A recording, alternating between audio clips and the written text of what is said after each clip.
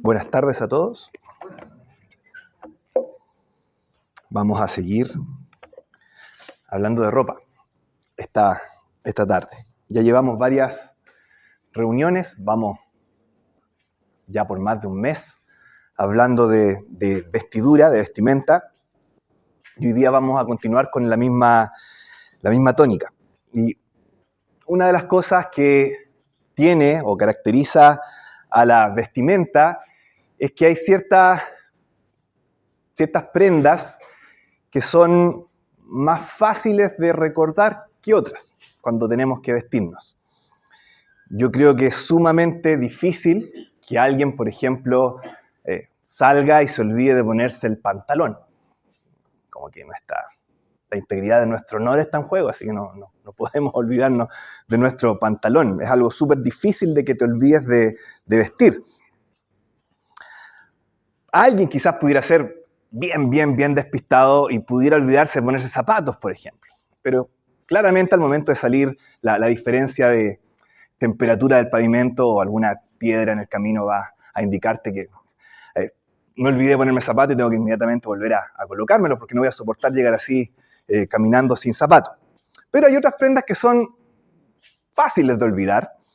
Yo estoy estrenando mi pelada, así que puedo dar fe y testimonio de algo que pasa a veces. Vas caminando y de repente cae una gota y siempre, no cae en el hombro, no cae acá, cae en la pelada. Es como un imán de gotas la pelada. Y tú te das cuenta justo en ese momento, mi señora me había dicho que tenía que traer un paraguas y no traje paraguas. Me olvidé de traer paraguas y entonces se larga a llover y llego mojado como diuca donde tengo que llegar porque me olvidé de traer un paraguas, porque efectivamente el paraguas es una de esas partes de nuestro atuendo que son más fáciles de olvidar, más difíciles de recordar.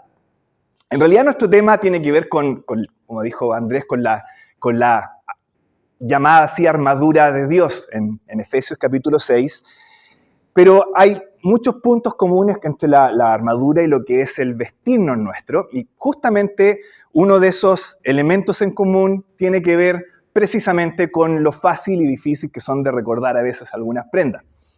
La armadura es bastante similar, hay parte de la armadura que son muy difíciles de olvidar, muy fáciles de recordar. Probablemente ningún soldado en aquellos tiempos se iba a olvidar, por ejemplo, de llevar su escudo o de llevar su coraza, su protección en la zona del pecho, porque eran partes que obviamente eran básicas dentro de la armadura y muy difíciles de olvidarlas. Pero así como habían zonas que eran fáciles de recordar, hay otras piezas de armadura que son fáciles de olvidar. Y una de ellas es el casco o el yelmo. Quizás será porque nuestros ojos están en la cabeza y con tus ojos ves todo el resto de tu cuerpo, pero no puedes ver tu misma cabeza. Quizás en ese tiempo no había espejo, no sé, pero el yelmo en sí, el casco, es algo que era un poco más fácil de olvidar. Y esto es lamentable porque el casco en sí es algo bastante importante. Y no es algo exclusivo de la armadura antigua, ¿no es cierto? Yo creo que todos nosotros tenemos acá, se nos pueden hacer presentes otras instancias donde tienes que usar casco o es conveniente usar casco. Trabajadores de la construcción, jugadores de hockey o de béisbol, o si le pones harto color cuando sales a andar en bicicleta o en patines o en skate, te pones tu casco. Y hay otros ahí que se ríen de ti porque andáis con casco y otros que, por supuesto, son muy precavidos y los usan. Pero el casco en sí es sumamente importante. La verdad es que tu vida puede ser protegida por él. Cuando estaba estudiando el material para esta reunión, uno de los libros que consultaba mencionaba este caso de una niña de 11 años que estaba andando en bicicleta, lamentablemente pierde el equilibrio, cae y su cabeza queda justo en el borde de la calle y un auto no la puede esquivar y la rueda del auto pasa por encima de la cabeza de la niña. Y la historia continúa diciendo, sorprendentemente, contra toda expectativa, la niña al día siguiente estaba en clase, completamente normal, porque sus papás eran de esos alaragos que ponen casco hasta para bicicletas con rueditas, y claramente el casco la protegió. El casco quedó inservible, obviamente, pero su cabeza no, y eso es lo que importa. ¿no es cierto? El casco es importante porque protege una zona de nuestra cabeza que es muy vulnerable y que es nuestra cabeza, obviamente. Quizás en nuestro caso no nos va a pasar una rueda por encima de la cabeza, pero podemos de repente ser golpeados por otras cosas, como un ladrillo, por ejemplo. Y si te golpeas con un ladrillo, no te mueres, pero tampoco quedas muy astuto.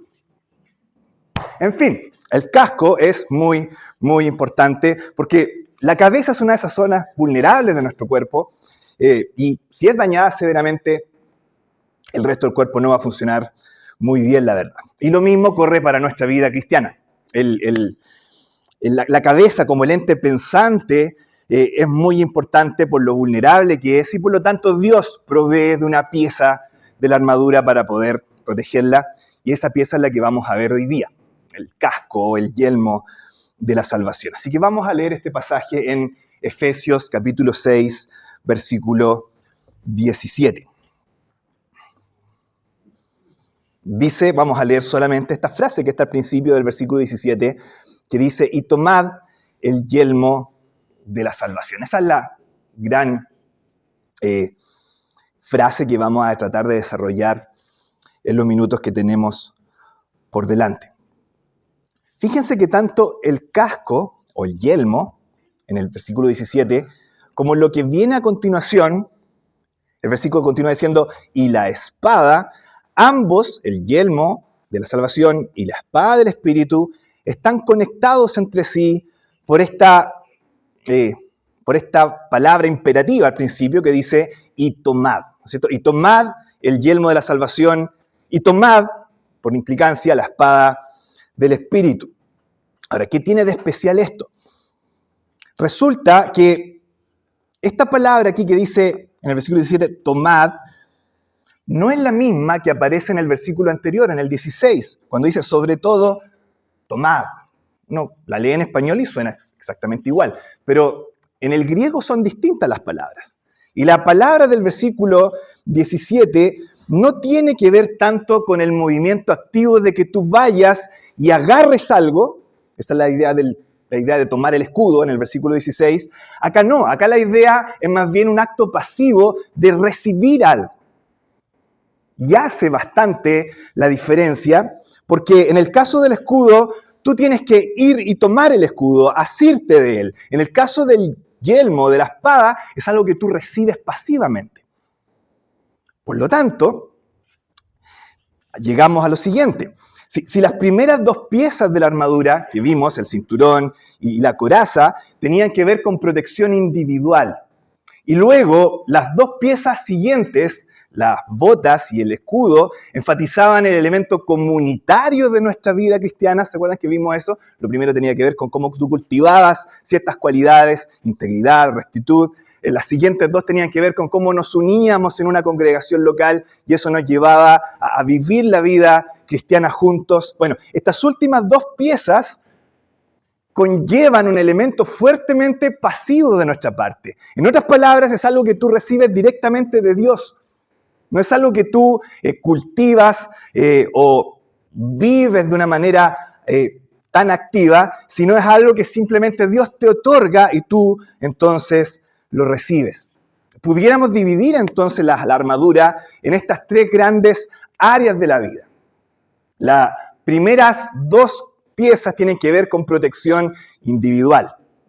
Las segundas dos piezas tienen que ver con protección comunitaria. Y ahora las últimas dos piezas van a tener que ver con protección divina. Después de todo, la armadura es de Dios. Y la vida cristiana es la vida de Dios en el alma del hombre, como es el título de un conocido libro de hace muchos años atrás. La vida de Dios en el alma del hombre. Eso es la vida cristiana. Cualquier grupo secular puede juntarse y enfatizar el cultivar ciertas virtudes personales. Cualquier grupo lo puede hacer. Cualquier grupo secular puede estimular que nos juntemos y vivamos una vida en comunidad. Que es cosa de pensar en estos grupos medio lana que hay, que, ¿no es cierto?, hay que ser todos solidarios y vivir en comunidad. Hay grupos seculares que no creen que haya un Dios y que viven estas dos áreas. Lo que hace al cristianismo único, distinto, diferente, especial, es esto último. Es la dependencia que tenemos de Dios para poder vivir nuestra vida cristiana. Cualquier subgrupo secular te puede vender buenas virtudes y compartir en comunidad.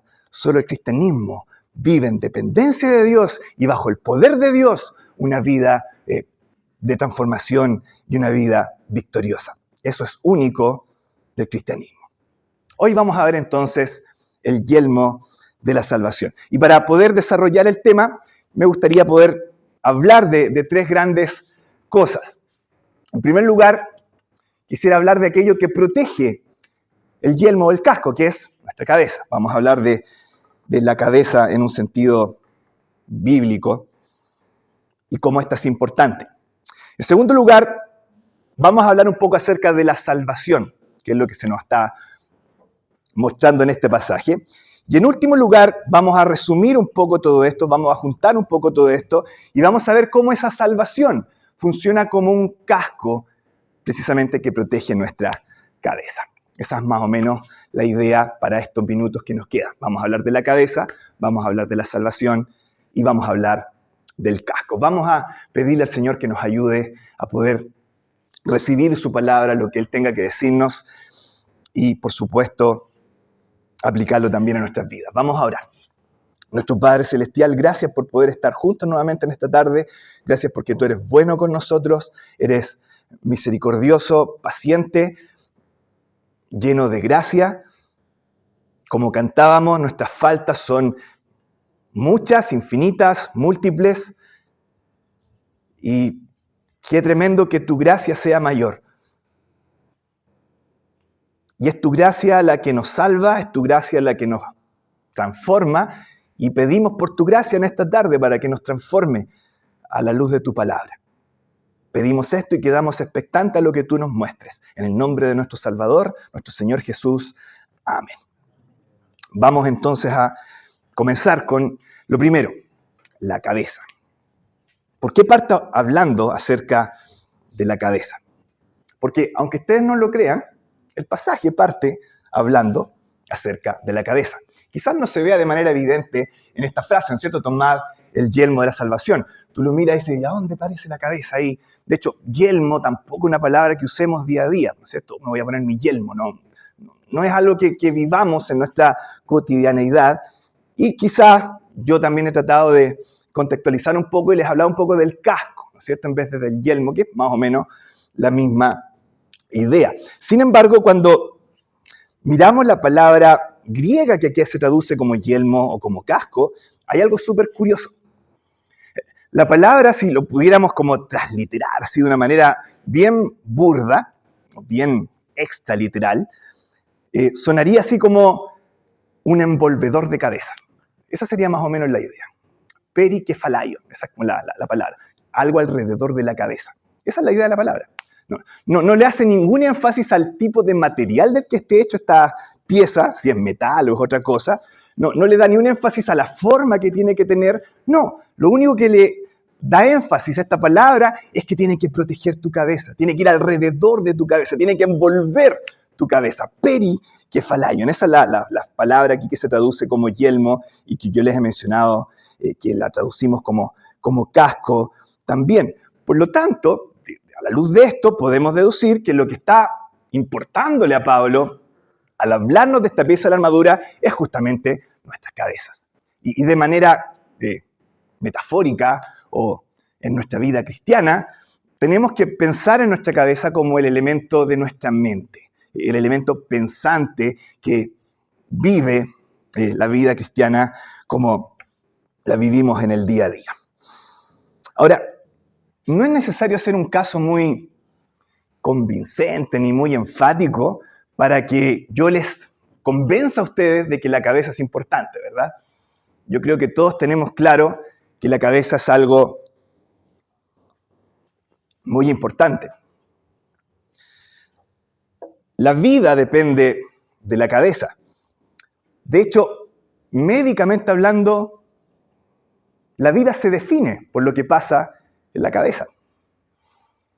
¿Cómo se define médicamente la vida? Actividad cerebral. Así como se define la vida. O sea, Puede que tu corazón no lata por sí solo, tenemos máquinas para hacerlo latir. Puede que tus pulmones no funcionen por sí solos, tenemos máquinas para hacerlo funcionar.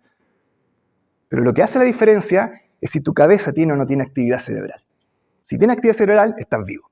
Si no tienes actividad cerebral, estás muerto. La cabeza es así de importante. Ahí es donde está el centro actualmente en la parte médica de lo que es la vida en sí. Y quizás por eso, en algunos juegos, tú matas al zombie, que es un muerto, separando su cabeza del resto de su cuerpo, porque tú sabes que la cabeza es lo que dirige al resto del cuerpo. La cabeza es lo que le da el gobierno a todas las otras partes de tu cuerpo. Hay un pasaje en Proverbios, de hecho, que dice cuál es su pensamiento en su corazón, tal es él. O sea, tus pensamientos definen quién eres tú. Y esa es la idea justamente de la cabeza. Lo que tú hagas va por lo general, no siempre, pero por lo general, a fluir de algo que tú pensaste antes. Tú te propusiste algo y luego lo llevas a cabo. Por lo tanto, si alguien controla lo que tú piensas, va a controlar todo el resto de tu vida. Así de simple. Lo mismo, cuando tenemos presente esto, no debiera sorprendernos que una de las partes donde más se enfatiza que Dios debiera gobernar en nuestras vidas, donde Dios debiera tener el primer lugar en nuestras vidas, es justamente la cabeza. La vida cristiana consiste en ser renovados a través, o transformados a través de la renovación de nuestro entendimiento, la mente. La vida cristiana consiste en llevar todo pensamiento, la mente nuevamente, cautivo a la obediencia de Cristo. De eso se trata la vida cristiana. Tiene mucho que ver con tus pensamientos, con tu mente, con tu cabeza. Y por lo mismo tampoco debiera sorprendernos que esta misma área fuera una de las que más quisiera atacar el enemigo para tener el control. Porque después de todo, si logra tener el control de tu mente y de tus pensamientos, va a tener el control también del resto de tu vida. Hay una verdadera guerra, hay una verdadera batalla por nuestra mente en la actualidad. La mente o la cabeza es muy importante. Es importante, por un lado, en el caso del no creyente. Por ejemplo, 2 Corintios, capítulo 4, versículo 4, nos dice que el Dios de este siglo ha cegado el entendimiento de los incrédulos, ahí está la idea de nuestra mente, para que no le resplandezca la luz del Evangelio.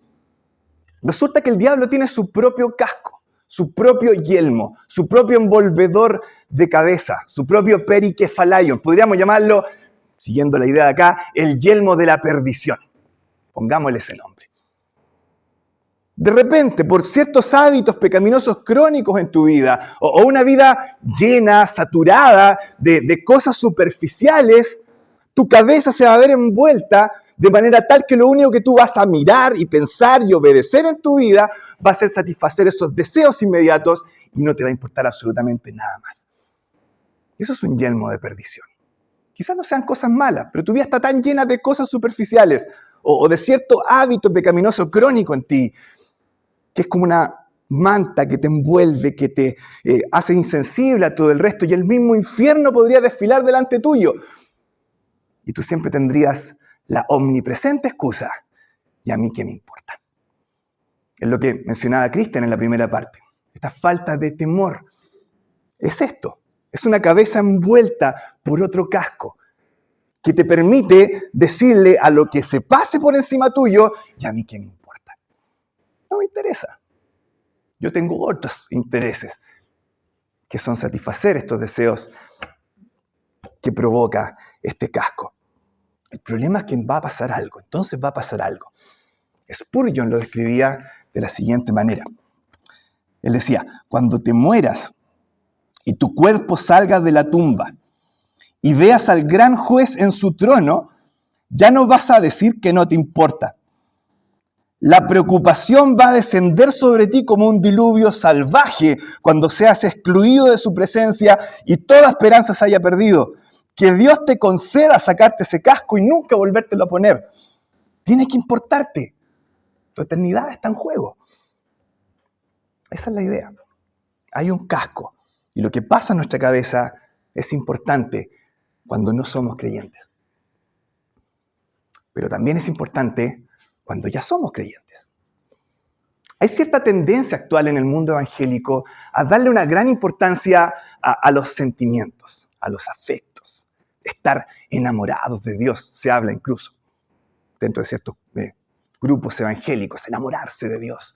Y la verdad de las cosas es que efectivamente la vida cristiana sí involucra afectos profundos hacia Dios. Eso no está mal. La vida cristiana no es una vida con un corazón de piedra. La vida cristiana es una vida que late por Dios. Es una vida de afectos profundos, de amor y de gratitud por nuestro Señor. Hay una relación. Dios es nuestro Padre, no es nuestro jefe. Nuestro Señor es nuestro tesoro, no es un jefe lejano. Hay afectos profundos en la vida cristiana. El problema es que estas mismas personas que te enfatizan mucho lo que tiene que ver con el sentimiento son sumamente críticas cuando se trata del pensamiento. Todo lo que es meditar en las Escrituras, estudiar las Escrituras, pensar, es visto como un anatema casi, porque eso es letra, y la letra mata, pero el Espíritu edifica. Está esta idea de que lo que es la mente, lo que es el pensamiento, no tienes que ponerle atención porque eso va a matar al espíritu y lo que importa entonces es el flujo de los sentimientos y cómo adoramos desde la intensidad de nuestras emociones en el corazón, enamorados de Dios, etcétera, etcétera. Y ahí justamente donde está el error garrafal. No es en enfatizar mucho los sentimientos, sino es en despreciar la mente. Por un asunto súper simple. Si tú tienes sentimientos intensos hacia Dios, ¿cómo vas a saber si esa persona hacia la cual tienes esos sentimientos intensos es realmente Dios o no es un ídolo de tu imaginación nomás que te estás fabricando? ¿Cómo sabes? Pensando, ¿no es cierto? Conociendo a Dios, estudiando acerca de Él, sabiendo cómo es Él. No puedes sentir cosas profundas por Dios si no sabes cosas profundas de Dios. Y ahí entonces no está el tema. Nuestra mente es dejada de lado y es pan comido para el enemigo para provocar desastre en medio de nuestras filas. La cabeza es importante cuando no somos creyentes para nuestra salvación. Y es importante cuando ya somos creyentes para no caer y provocar un desastre en nuestra vida, para estar firmes, para poder crecer como creyentes. Por lo tanto, si la cabeza es tan importante, debe ser protegida, ¿verdad? Y Dios debe entregarnos algo para proteger esta mente, estos pensamientos. Y eso que Dios entrega, el versículo que acabamos de leer, lo llama salvación. Lo que nos lleva entonces a nuestro siguiente punto. Ya hablamos acerca de lo importante que son los pensamientos, nuestra cabeza. Vamos a ver lo que Dios nos entrega ahora, que es esta salvación. ¿De qué se trata esta salvación?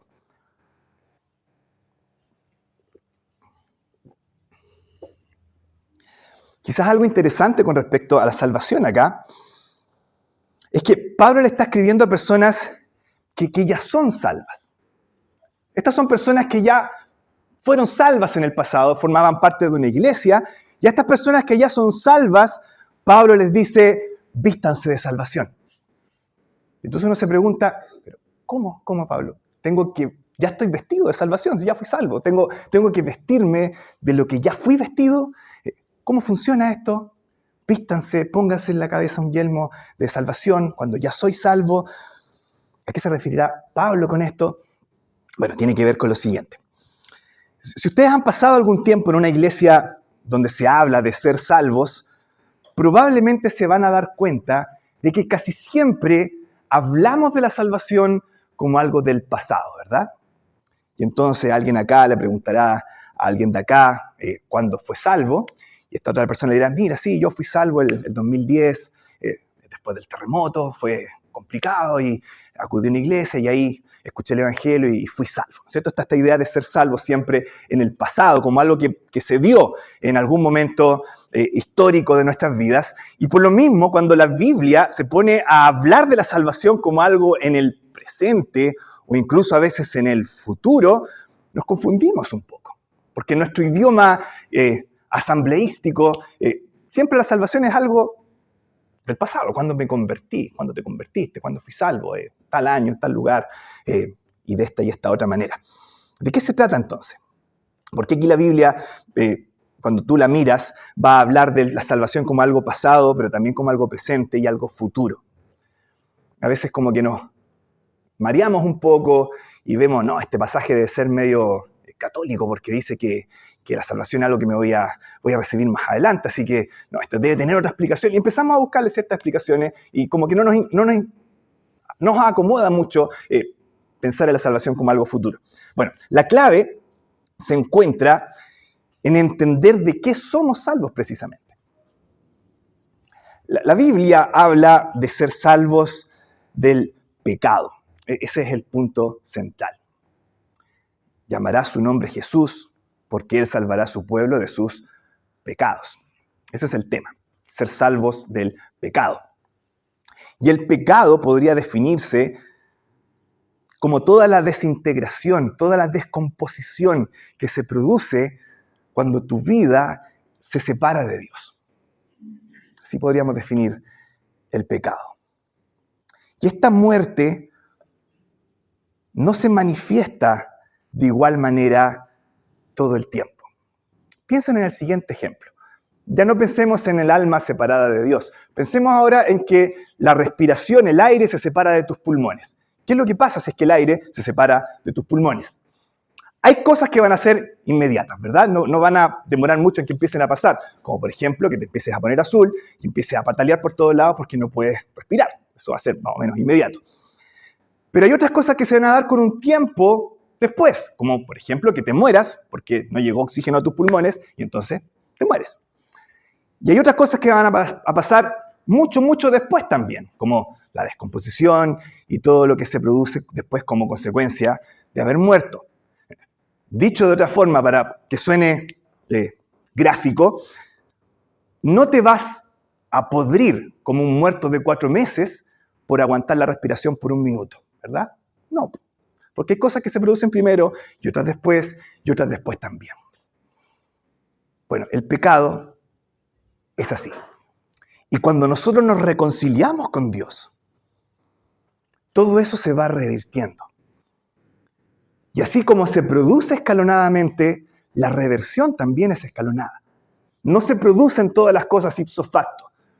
No es que si tú haces la oración donde reconoces que eres pecador y le pides al Señor que te salve, inmediatamente se va a abrir una nube en el cielo y tu cuerpo va a ser transformado y vas a ser arrebatado para estar con el Señor. No, ¿no es cierto? Aquí estamos y ninguno de nosotros ha vivido eso todavía. Hay cosas que se van a empezar a producir primero, otras después, y otras que todavía tendremos que esperar que el Señor vuelva para que terminen de producirse, ¿verdad? Y entonces esa salvación, ahora vamos entendiendo, no es toda en un mismo momento en el pasado, sino que hay ciertas cosas que se producen en el presente y hay otras cosas más de esa salvación que se van a producir en el futuro. Y ahora vamos entendiendo por qué cuando la Biblia habla de salvación, no solamente habla de un evento pasado, sino también de otro presente y también de otro futuro. Podemos partir, por ejemplo. Por un lado, ya hemos sido salvos. Si hemos creído en Cristo como nuestro Salvador, la condenación que pendía sobre nosotros ha sido eliminada. Él ha absorbido esa condena que nosotros merecíamos para poder salvarnos y perdonarnos. Somos salvos de la condenación del pecado. Eso pasó, se dio en un momento específico y se aplicó a nuestra vida cuando creímos en Cristo. Nada más, está hecho, no hay vuelta que darle. Eso es algo que está en el pasado, se hizo, no hay manera de deshacerlo. Ahí está, hemos sido salvos de la condenación del pecado. Pero por otro lado, en el presente, seguimos siendo salvos. Es cierto, la condenación ya no está, el fuego, por así decirlo, se ha extinguido, pero todavía quedan cenizas, todavía quedan piezas rotas, todavía quedan restos de suciedad en la casa y es necesario todo un proceso de limpieza a continuación para poder limpiar todo eso, valga la redundancia, y eso es justamente lo que pasa en el presente. Fuimos salvos de la condenación del pecado, pero ahora en el presente estamos siendo salvos de la corrupción del pecado. El Espíritu Santo, cual una majestuosa ama de casa, limpia la basura y las zonas quemadas de nuestras vidas para empezar a limpiarnos también en un proceso llamado santificación. En el presente estamos siendo continuamente salvos en un proceso de santificación que es presente. Hay algo en el pasado, libres de la condenación del pecado, hay algo en el presente, libres de la corrupción del pecado, pero también hay algo que va a quedar en el futuro. Nunca vamos a terminar de ser perfectos en esta vida. Hay un aspecto futuro en nuestra salvación. No solamente tú has sido salvo y estás siendo salvo, sino que también terminarás siendo salvo en el futuro cuando Cristo vuelva. Y va a ser increíble. Es una transformación radical de todo lo que está en nosotros. Piensa por un momento en un ciego de nacimiento que jamás ha logrado ver algo en su vida y de repente logra ver. Así de radical va a ser la transformación cuando seamos transformados y nuestros cuerpos sean glorificados en el futuro, cuando seamos salvos en el futuro. Algo tan increíble que un teólogo llamado Jonathan Edwards especulaba y decía: en el futuro nuestra visión de Cristo va a ser tan increíble que nuestros propios cuerpos van a tener que ser transformados y adquirir nuevos sentidos, no solamente los 5 sentidos que tenemos ahora, sino nuevos sentidos para poder disfrutar de una manera más completa a la persona de Cristo. Ese es el nivel de lo que va a pasar en el futuro. Salvos de la condenación del pecado, de la corrupción del pecado en el presente, de la conexión con el pecado en el futuro. ¿Y saben por qué le hago énfasis a esto último? Porque creo que de eso está hablando Pablo acá en este versículo, de lo último, de ser salvos de la parte futura, de la conexión con el pecado. ¿Por qué creo eso?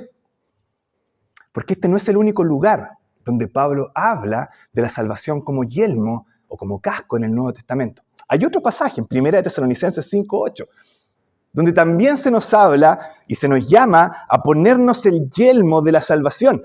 Pero allá en 1 Tesalonicenses se nos habla de la esperanza de la salvación como yelmo. O sea, algo que tenemos que esperar, algo que está más adelante, algo que está en el futuro. ¿Se fijan? Ese es el aspecto, por lo tanto, más probable que Pablo está pensando con respecto a la salvación acá en estos versículos. No solo eso, fíjense que en Romanos 13, Pablo, lo vimos hace años atrás, Pablo también nos llama a vestirnos de las armas de la luz. Realmente una idea sobre la armadura. Y luego dice, porque nuestra salvación está más cerca de nosotros que cuando creímos. Nuevamente está la idea de algo que está en el futuro, pero que se va acercando. No tiene, por lo tanto, acá que ver quizás tanto con que fuimos salvos o que estamos siendo salvos. La idea acá de Pablo, esa salvación que protege nuestra cabeza, tiene que ver con esa salvación que se da en el futuro. Hay una salvación en el futuro. Y Pablo parece decirnos acá, sus mentes tienen que estar saturadas de esa idea. Sus pensamientos tienen que estar rebalsando de esa esperanza. Su cabeza no puede dar cabida a otra cosa que esa esperanza de salvación en el futuro, porque de esa manera van a protegerse. Y nosotros nos preguntamos, ok, ¿y cómo funciona entonces? ¿Cómo esta salvación efectivamente funciona como un casco que protege nuestra cabeza? Nuevamente llegamos al tercer punto. Ya hemos hablado de la cabeza, el elemento pensante y la importancia de él. Ya hemos hablado de la salvación, esta esperanza futura que puede protegernos. Y ahora vamos a hablar del casco. ¿Cómo funciona? ¿Cómo funciona la salvación como un casco que nos protege? Y si tuviéramos que resumir en una sola palabra lo que hace esta esperanza futura de salvación para protegernos y funcionar como un casco, esa una sola palabra sería perspectiva. Perspectiva. Esa es la palabra. Aquí estamos hablando de perspectiva. Resulta que nuestra cabeza, como hablábamos recién, es vulnerable. Es vulnerable a la confusión. Somos propensos a que nuestra mente se oscurezca. Hay miles de cosas que nos bombardean día a día. Cosas buenas, cosas malas, cosas triviales, cosas urgentes. Y todo nos va llegando al pensamiento. Si uno es honesto, tiene que darse cuenta y reconocer que muchas veces nuestra vida es como este humito que hay de repente en las caricaturas, donde tú ves como un humo y pies y cabezas y narices y bocas, todo ahí como mezclado, en una tremenda trifulca, y nosotros ahí al medio. Muchas veces la vida se ve así, ¿verdad? Tantas cosas alrededor nuestro que perdemos claridad. Y entonces nuestra cabeza se confunde. Dejamos de pensar con coherencia. Ahí es donde necesitamos perspectiva. Y ahí es donde nos ayuda esta esperanza futura. Pensémoslo de la siguiente manera. Dios no te ha dado, hermano, hermana, la manera en que se van a conectar cada una de las pequeñas partes de tu vida en el mediano y corto plazo para que ésta haga sentido. Eso Dios no te lo ha otorgado. Dios no ha abierto las cortinas del futuro para mostrarte cómo lo que va a pasar la próxima semana, en un mes más y en 6 meses más se conecta para darle sentido a tu vida. Eso tú no lo sabes. Como no lo sabemos, nos confundimos. Pero Dios sí ha abierto las cortinas del futuro y nos permite observar con absoluta claridad no lo del corto y el mediano plazo, sino lo del largo plazo. El triunfo final. La última batalla, la perspectiva completa, lo que va a terminar resultando cuando todo esto se acabe. Y Dios dice, concéntrate en lo del largo plazo para vivir en el pequeño y mediano plazo. De eso se trata la perspectiva en este pasaje. El gran programa de Dios está delante ahí tuyo todo el tiempo. Y entonces todos los altos y bajos de tu vida, todas esas cosas que a lo mejor no tienen sentido, o otras que a lo mejor te distraen y te concentran tu atención y te dicen esto es mucho más relevante e interesante que seguir a Cristo, empiezan a verse a la luz de lo que realmente son cuando tienes perspectiva, cuando ves las cosas en el largo plazo. Nuestro camino es moldeado por la eternidad, no por las circunstancias actuales. Y entonces, hermano, hermana, te transformas en un optimista. Te transformas en un optimista.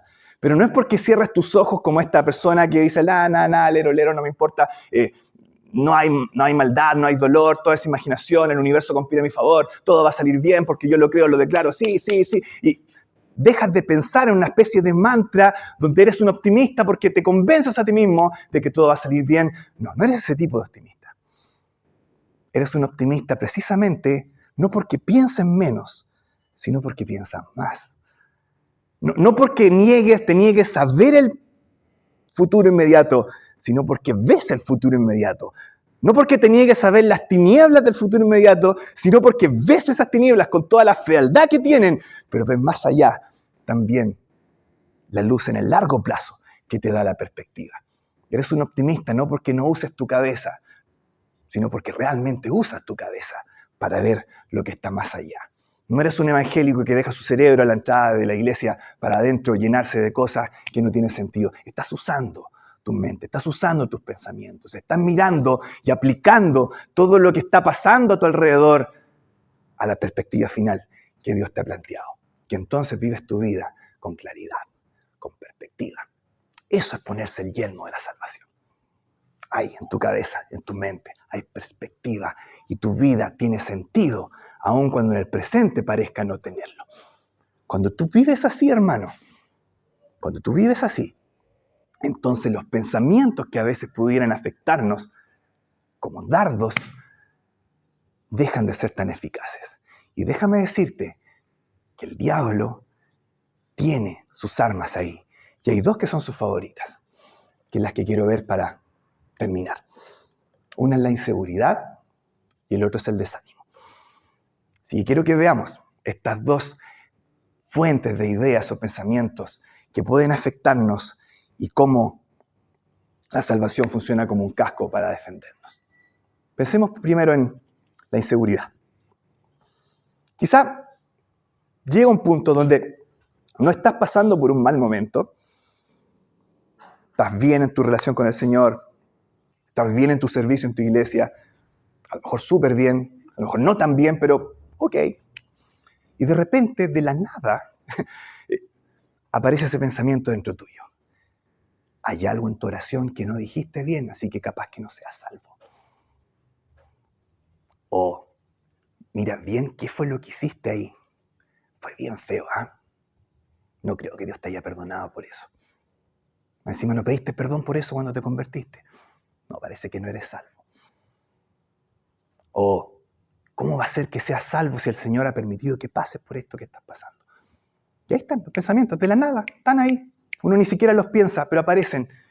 Y de repente empezamos en vez de descartarlos inmediatamente, a darle una segunda vuelta y empezamos a anidarlos un poco. Y empezamos a acariciarlos y a empollarlos. Y ahí los tenemos en nuestra cabeza hasta que finalmente se hacen tan fuertes que terminamos fuera de la batalla.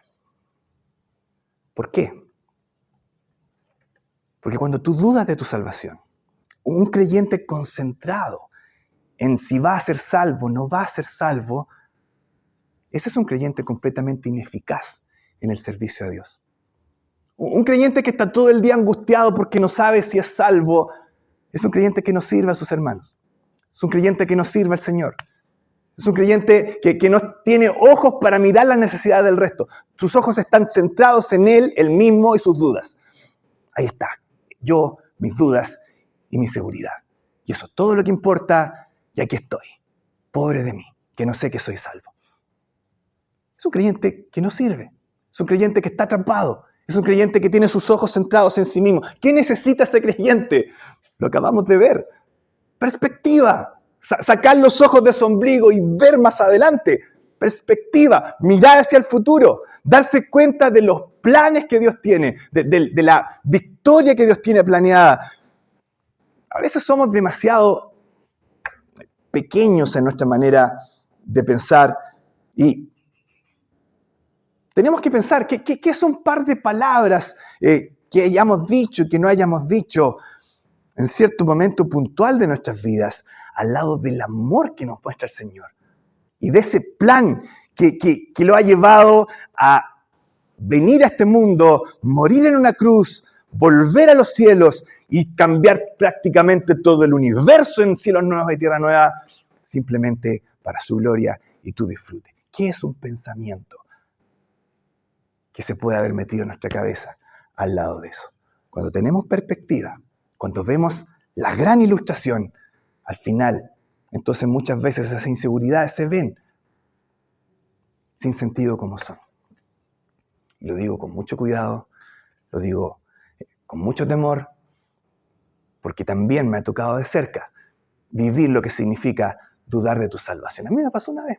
Iba en el bus de vuelta de Valdivia, me acuerdo cuando estaba en la enseñanza media. Iba a ver a mis primos allá.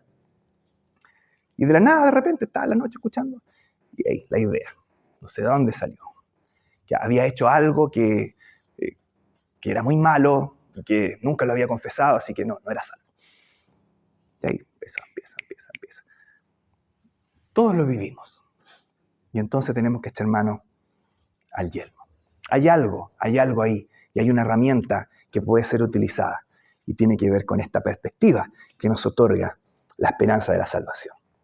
Veamos ahora el desánimo. El desánimo, ¿saben?, es incluso más insidioso porque el desánimo se produce aparentemente porque sí empiezas a tener perspectiva. Míralo de la siguiente manera. Tú estás haciendo tu vida cristiana como corresponde, sirviendo al Señor, viviendo en comunión con tus hermanos, viviendo tu vida devocional también, y vives el día a día de una buena manera, como un creyente fiel, constante, perseverante, pero de repente se te ocurre mirar un poco, y echarte un poco para atrás y mirar con un poco de perspectiva.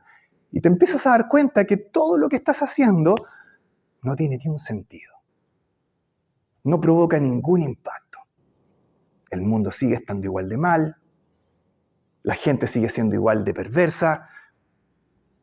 Mis esfuerzos por hacer una y otra cosa no tienen absolutamente ningún fruto.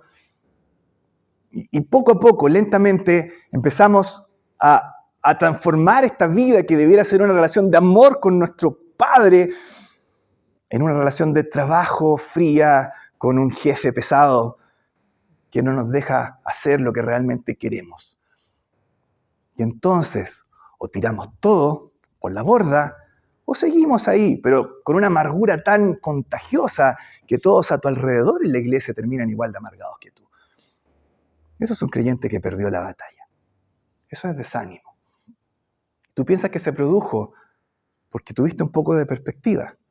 Y sí, es cierto. ¿Sabes cuál es el problema? No es que hayas tenido un poco de perspectiva, es que tienes muy poca perspectiva. Miraste más adelante, pero no miraste lo suficientemente más adelante. Llegaste hasta cierto punto nomás, no seguiste más allá. Porque si hubieras seguido más allá, te hubieras dado cuenta que eso que ahora a lo mejor no tiene sentido, sí va a tener sentido en el futuro. Este vaso de agua que le has dado a uno de los míos, dice el Señor.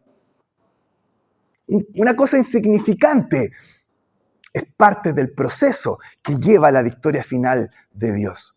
Y tú tienes el privilegio y la responsabilidad, hermano, de ser parte de ese proceso, de ese proyecto de Dios, de esa invasión del ejército de Dios para transformar este universo y que su gloria cubra la creación como las aguas cubren el mar.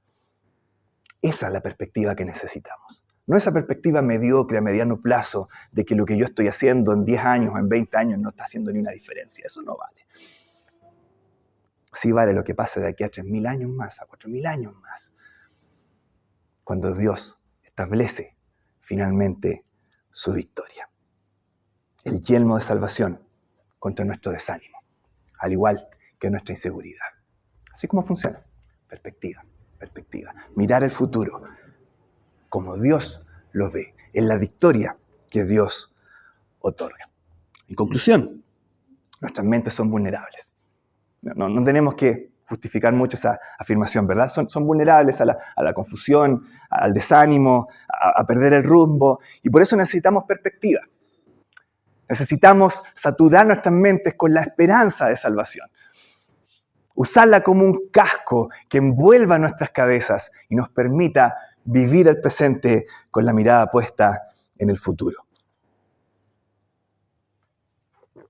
Así que, chiquillos, pongámonos el yelmo y mientras lo ponemos, mantengamos puesta la mirada en nuestro Salvador. Su nombre es Salvador. Él es nuestra salvación. Y nunca nos olvidemos que esa cabeza estuvo coronada de espinas por amor a nosotros, pero que ahora está coronada de victoria. Y esa victoria es una certeza que solo es cosa de tiempo para que se haga realidad. Esa es la perspectiva que necesitamos y que nos va a dar el ánimo para poder vivir como debemos vivir. Vamos a orar para terminar. Nuestro Padre Celestial, gracias por tu palabra, gracias por que tus ojos ven más allá muchas veces que los nuestros. Gracias porque no te quedas solamente en decirnos que hay algo más allá, sino que nos muestras de qué se trata eso. Eres tan claro en tu palabra de mostrarnos acerca de tu venida y de llevarnos a amar tu venida, sobre todo por el hecho de que tu venida implica que vamos a ver a tu Hijo tal como Él es, porque le disfrutaremos de una manera en que nuestra pecaminosidad, corrupción, indiferencia actual no nos dejan disfrutarle. Eso no va a estar y podremos vivir con un corazón lleno, pleno, exorbitante, que no necesita otra cosa, como dice el salmista, sino a ti, y fuera de ti, nada desea en la tierra. Esa es nuestra oración, esa es nuestra esperanza.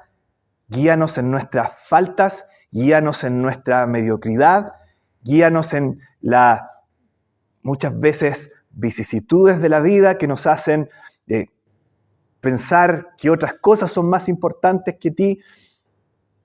Danos perspectiva. Guíanos a poder vivir de una manera que te honra. Quedamos en tus manos agradecidos en el nombre de nuestro Salvador, nuestro Señor Jesús. Amén.